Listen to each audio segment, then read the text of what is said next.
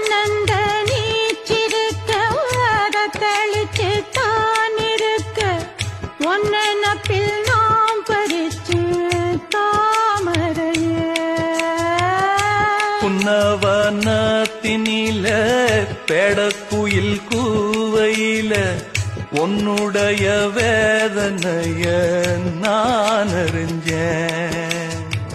பொங்கலத்தில் மாலையிட ஒன்னிரண்டு தோளத்தொட என்ன தவறு செஞ்சேனோ என் மாமா.